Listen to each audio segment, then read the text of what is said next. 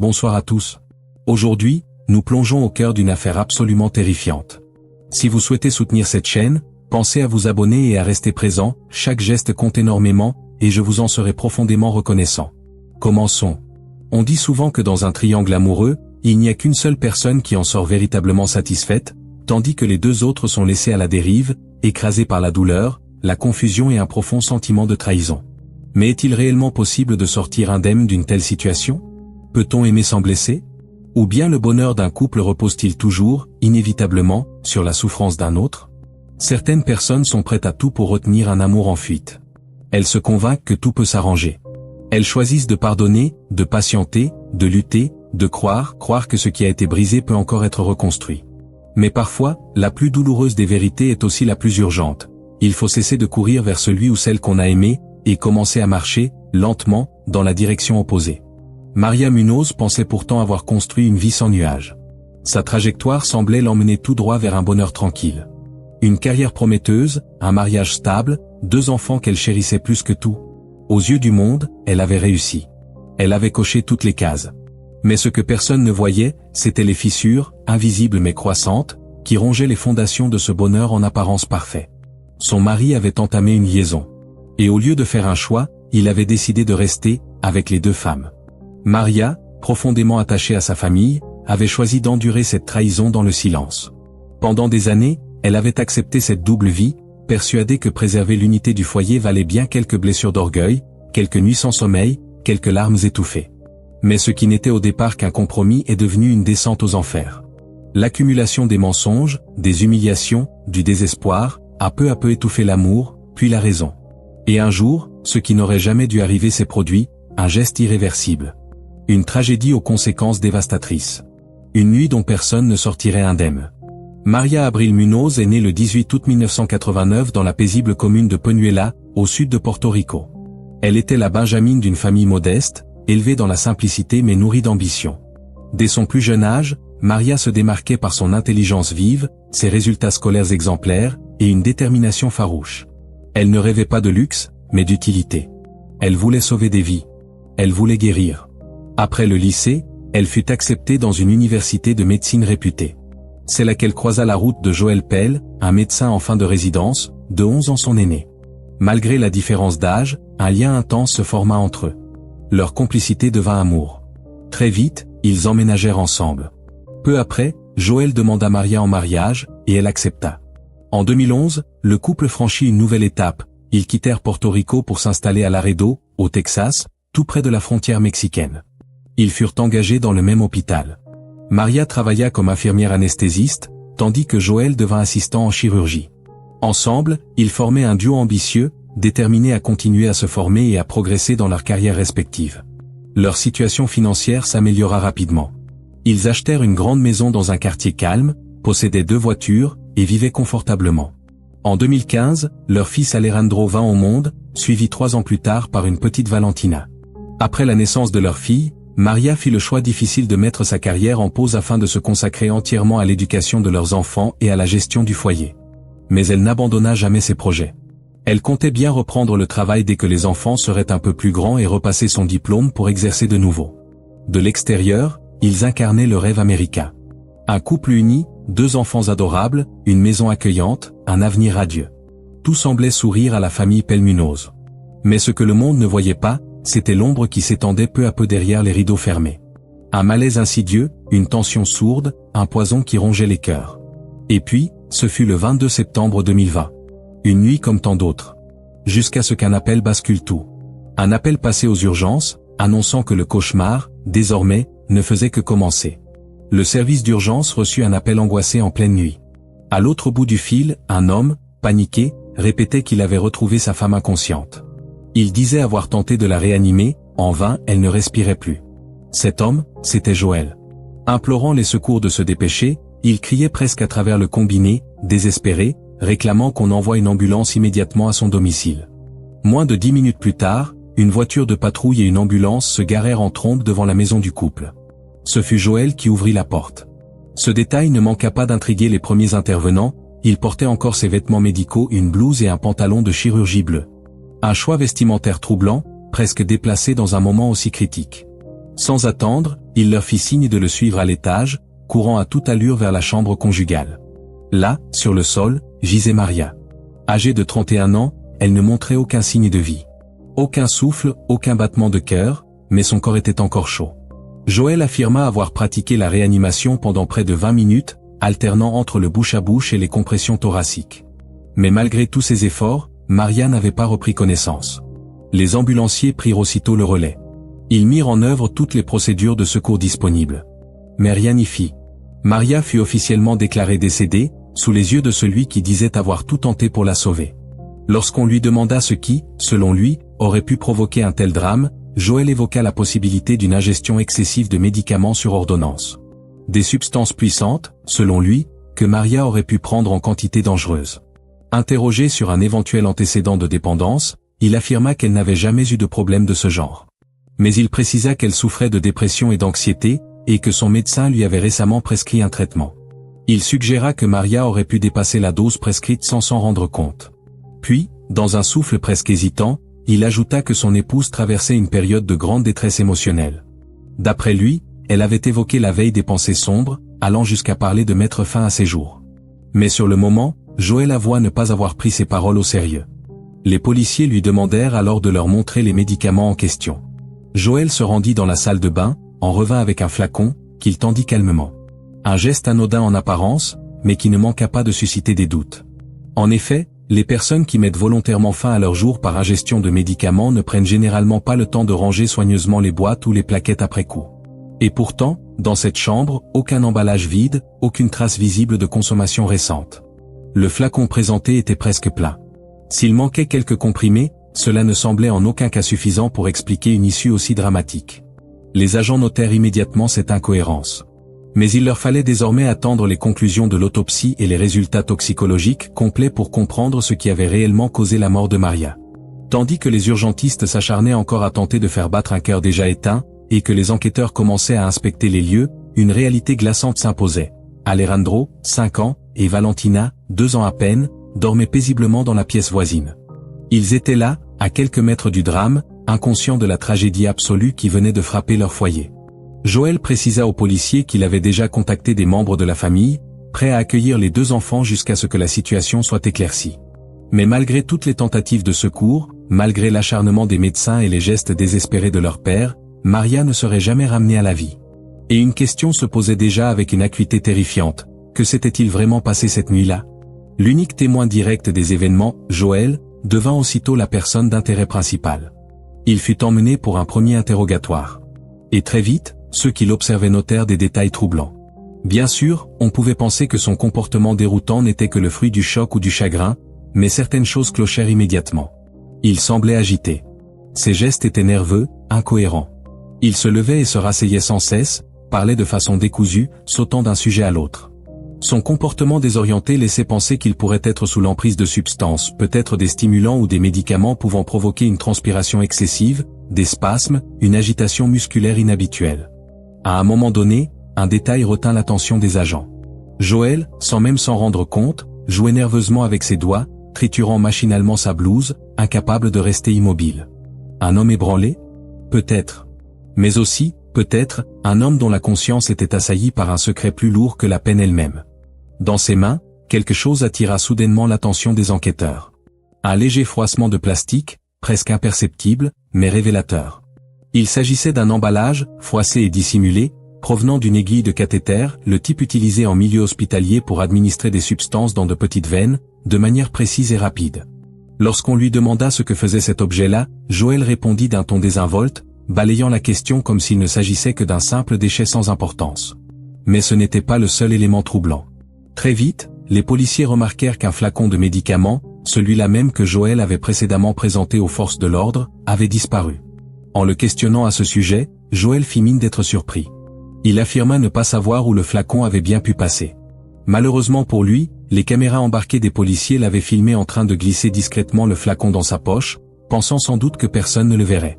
Mis devant les images, il sembla soudain embarrassé et déclara qu'il ne se souvenait pas de ce geste, probablement dû, selon lui, à l'état de choc dans lequel il se trouvait. Lors de son interrogatoire, Joël admit que sa relation avec Maria traversait une période difficile. Il reconnut qu'ils étaient sur le point de se séparer et qu'en réalité, ils vivaient séparément depuis déjà plusieurs mois. Un fait que ni leurs amis, ni leurs collègues les plus proches ne soupçonnaient. Il expliqua qu'ils continuaient à passer du temps dans la maison familiale uniquement pour rester proches de leurs enfants, Alejandro et Valentina, et, selon ses dires, dans l'espoir de sauver son mariage. Joël affirma que la veille de la tragédie, il était venu rendre visite à la famille. Il avait passé du temps avec les enfants, puis, une fois ceux-ci endormis, il avait longuement discuté avec Maria. Selon lui, cette conversation aurait été une réconciliation. Il déclara qu'ils s'étaient retrouvés, qu'ils avaient mis leurs différends de côté, et qu'ils avaient même partagé un moment d'intimité. Ensuite, il serait allé prendre une douche.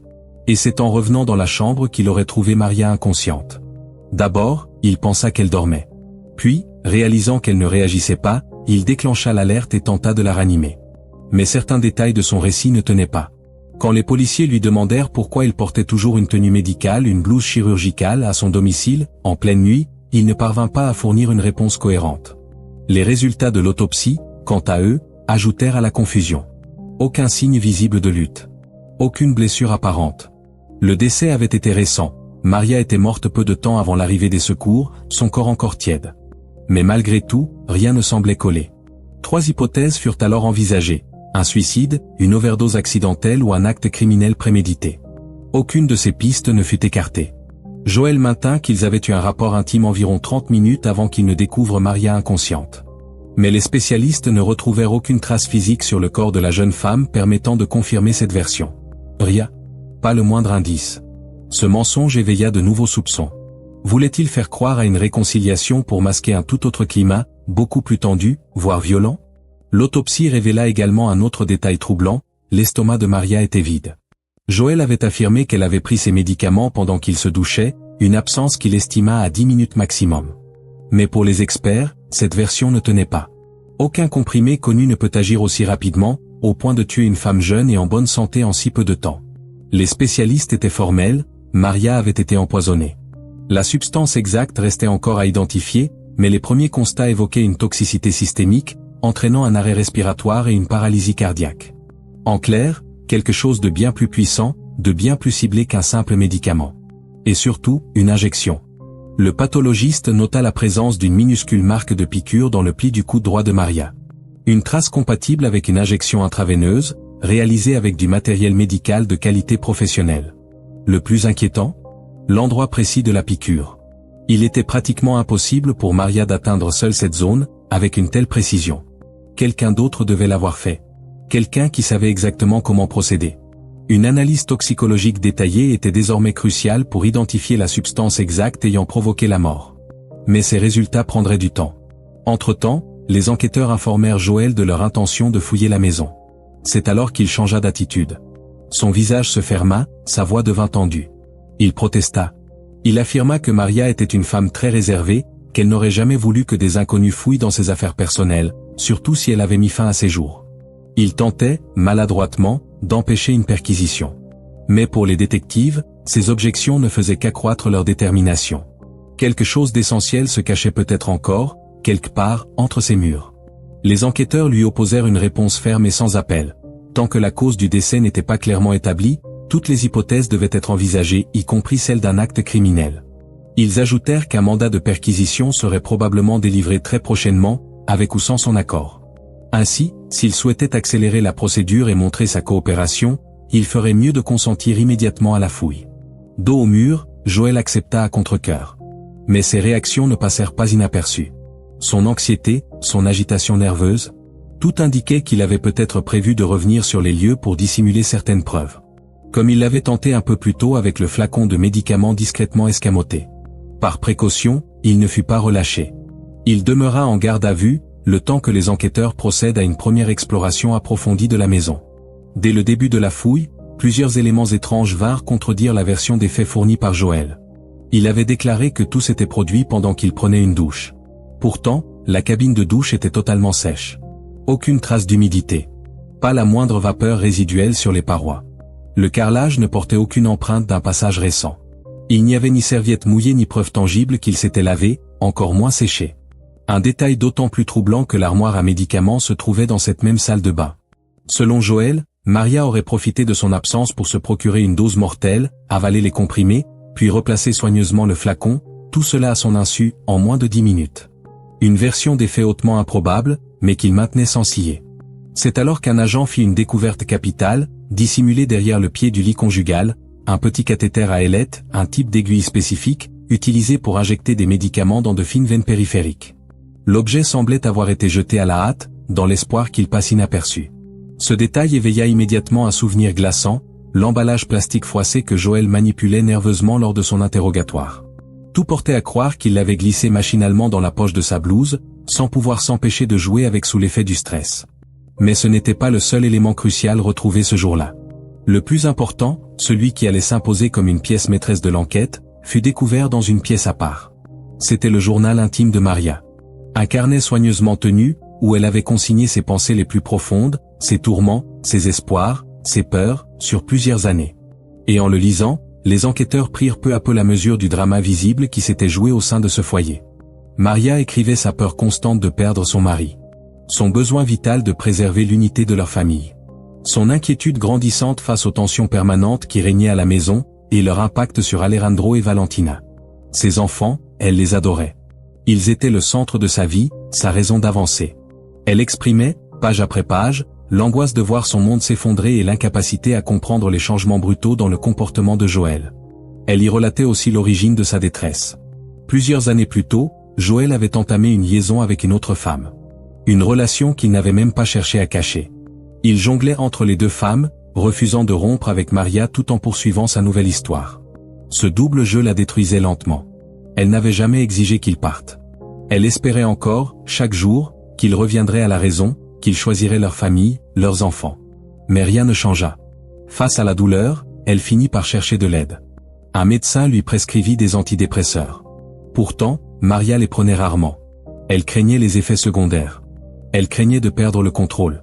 Elle voulait rester lucide, forte, debout pour ses enfants. Et surtout, elle nourrissait un projet, reprendre sa carrière. Elle avait mis en pause sa profession d'infirmière anesthésiste pour s'occuper de ses enfants. Mais récemment, elle s'était remise à étudier intensément. Elle se préparait à repasser les examens nécessaires pour renouveler sa licence médicale. Elle voulait retrouver son poste, son indépendance, son avenir. Ces lignes n'étaient pas celles d'une femme prête à en finir. Au contraire, elles révélaient une volonté farouche de se reconstruire, de sortir de l'ombre. Et dans les dernières pages, quelque chose changeait. Le ton, autrefois désespéré, se faisait plus affirmé, plus déterminé. Maria n'était plus au bord du gouffre. Elle commençait à entrevoir la lumière. Elle reprenait pied. Elle retrouvait foi en elle. Mais hélas, il était déjà trop tard. Le ton du journal de Maria changeait radicalement. Fini les pages empreintes de douleur, de regrets et d'espoir vain. Fini les supplications muettes adressées à un homme qui s'éloignait chaque jour davantage. Maria écrivait désormais dans une toute autre perspective, tournée vers l'avenir, résolument. Elle parlait de renoncer au passé, de tourner la page, non plus pour Joël, mais pour elle-même et surtout pour ses enfants. Alejandro et Valentina étaient sa priorité absolue, la lumière de ses jours sombres, et c'est pour eux qu'elle trouvait le courage de se libérer. Elle allait même plus loin, elle écrivait qu'elle était prête à accepter le divorce.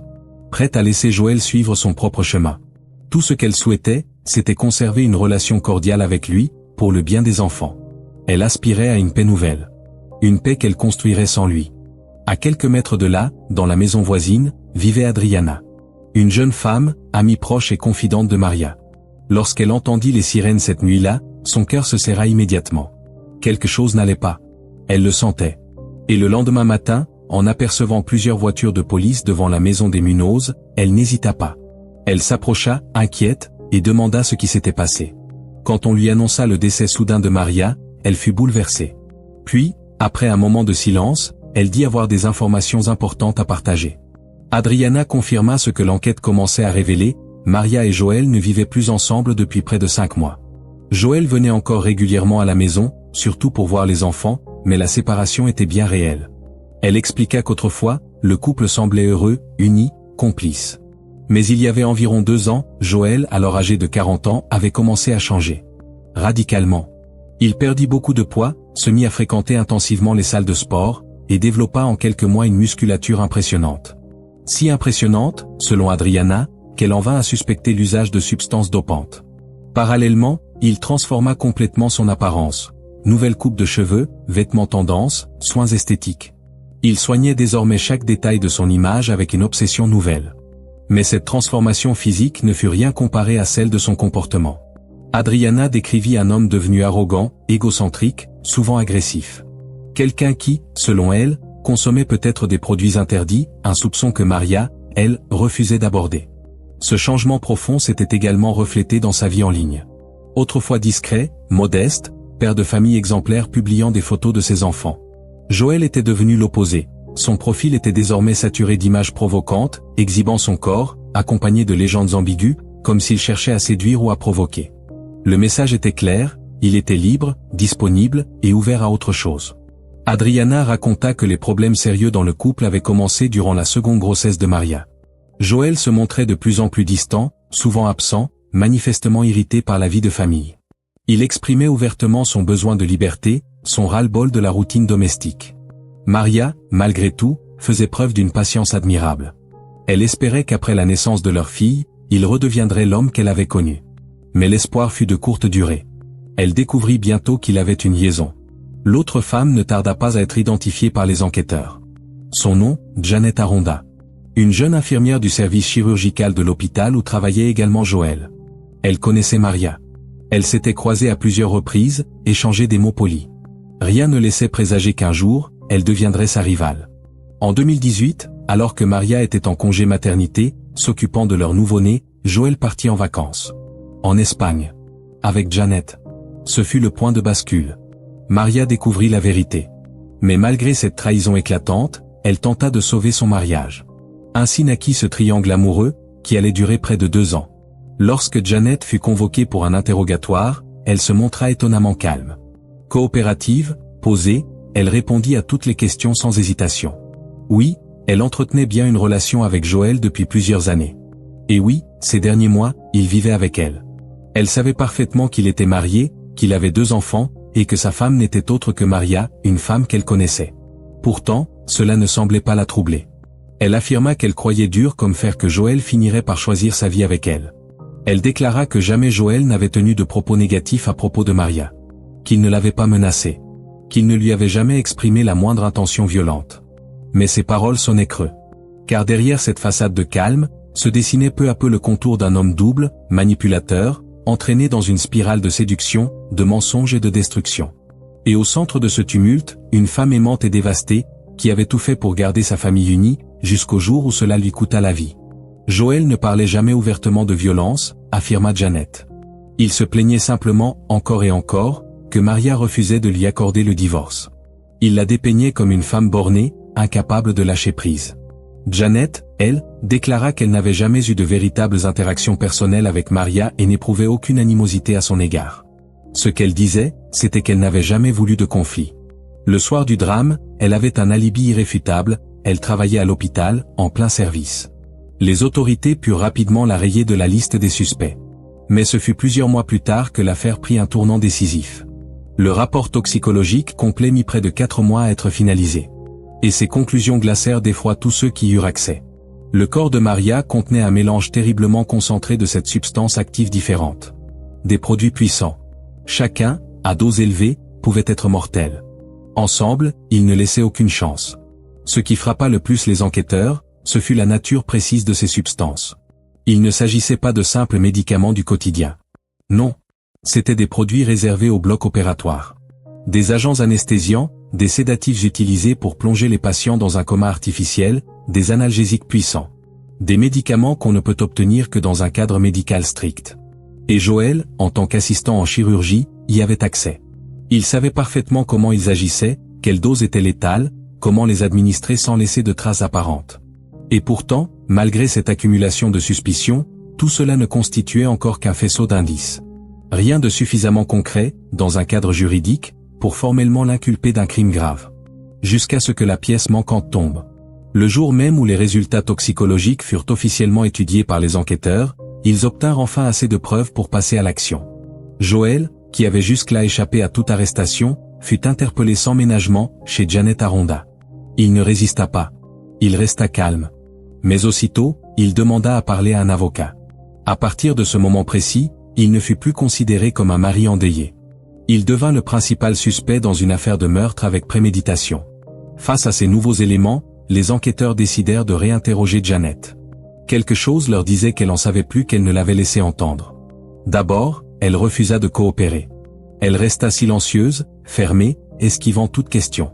Mais lorsqu'on lui proposa une chose capitale, une immunité complète en échange d'une coopération totale, son attitude changea. Sans cette immunité, si jamais il s'avérait qu'elle avait eu connaissance ou participé de près ou de loin à l'acte criminel, elle risquait d'être poursuivie pour complicité. Avec cette garantie en main, elle décida de parler. Et ce qu'elle révéla bouleversa définitivement l'enquête. Janet avoua que Joel avait l'habitude de subtiliser des substances à l'hôpital. Il les ramenait chez lui, se les injectait, et tombait dans un état euphorique. Les produits avaient des effets similaires à ceux des stupéfiants. Elle en cita 5 précisément. 5 noms qui, une fois recoupés, correspondaient exactement aux substances retrouvées dans l'organisme de Maria. Le témoignage de Janet, couplé aux analyses toxiques, constitua l'ossature de l'affaire. Désormais, le parquet disposait de suffisamment d'éléments pour aller jusqu'au procès. Et les révélations ne s'arrêtèrent pas là. Lors de son interrogatoire, Janet rapporta une phrase glaçante que Joel lui aurait dite le 21 septembre 2020, la veille du drame. Alors qu'il se préparait à aller voir Maria, il lui aurait confié « Ce qui se passe maintenant dépendra de comment elle réagit ce soir ». Une phrase à double tranchant. Ambiguë, mais lourde de menaces. Joel ne voulait pas divorcer. Il voulait continuer sa double vie. 2 femmes. 2 foyers. 2 amours. Il refusait de perdre ce qu'il considérait comme son équilibre. Un divorce, pour lui, signifiait bien plus qu'une rupture sentimentale. C'était synonyme de partage des biens, de versement d'une pension alimentaire conséquente pour Alejandro et Valentina. Une perte de contrôle. Les enquêteurs établirent alors une hypothèse aussi glaçante que logique. Joel s'était rendu chez Maria ce soir-là. Elle était déterminée. Elle avait pris sa décision. Elle voulait aller de l'avant. Et lui, face à cette fermeté nouvelle, avait mis son plan à exécution. Il lui aurait peut-être proposé un verre, y aurait glissé un sédatif. Puis, profitant de son état de faiblesse, il se serait approché, bienveillant en apparence, et lui aurait administré une injection. Une dose massive. Suffisante pour faire cesser la respiration. Arrêter le cœur. Il aurait attendu. Patient. Jusqu'à ce que le silence s'installe. Puis il aurait pris son téléphone. Et appelé les secours, comme s'il venait tout juste de la découvrir inconsciente. Cette version expliquait tout. L'absence de lutte. Le calme apparent. Le flacon replacé. Le corps sans trace. L'aiguille oubliée derrière le lit. Et surtout, ce journal intime, dernier cri d'alerte d'une femme qui, au moment même où elle retrouvait la force de vivre, fut trahie de la manière la plus impardonnable. Une question capitale tourmentait les enquêteurs. Pourquoi n'avait-on retrouvé aucune preuve de l'intimité que Joel prétendait avoir partagée avec Maria ce soir-là? Aucune trace génétique, aucun signe physique, aucun indice permettant de corroborer ses déclarations. Tout indiquait qu'il avait inventé cette histoire dans l'unique but de renforcer sa version d'un échange paisible, d'une réconciliation, qui n'avait jamais eu lieu. Mais ce qui scella définitivement le doute autour de ses intentions, c'était la localisation de la piqûre. Si l'injection avait été pratiquée dans le bras gauche, l'affaire aurait peut-être pu être interprétée comme un acte d'auto-administration, un geste désespéré. Mais la marque se trouvait dans le creux du bras droit. Or Maria était droitière. S'administrer une injection avec précision à cet endroit aurait été presque impossible, surtout en utilisant une aiguille de qualité professionnelle. Cela confirmait ce que les enquêteurs soupçonnaient depuis le début, quelqu'un d'autre lui avait injecté le mélange mortel. Le procès de Joel Pell commença en mars 2023, 2 ans et demi après la mort de Maria. Ce fut une épreuve redoutable pour l'accusation, qui reposait essentiellement sur des preuves circonstancielles. En l'absence d'un témoin direct ou d'un aveu clair, l'issue du procès aurait pu basculer à tout moment. Sans le témoignage de Janet Aronda, il existait un véritable risque que Joel échappe à toute condamnation. L'un des éléments les plus accablants fut le journal intime de Maria.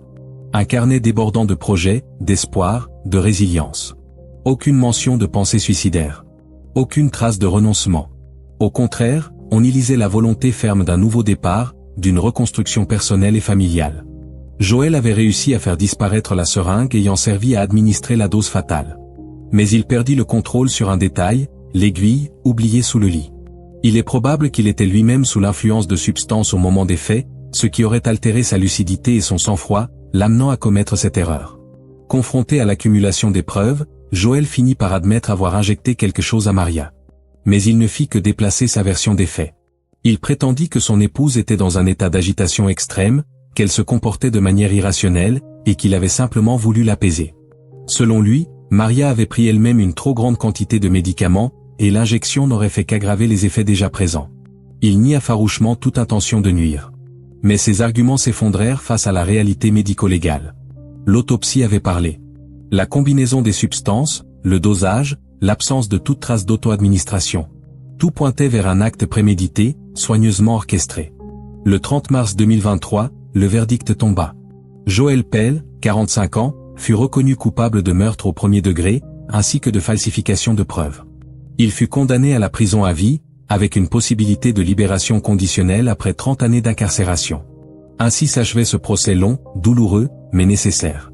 Un verdict qui, sans jamais effacer la douleur, offrait à la mémoire de Maria une forme de justice, et à ses enfants, une vérité sur ce qui s'était vraiment passé cette nuit-là.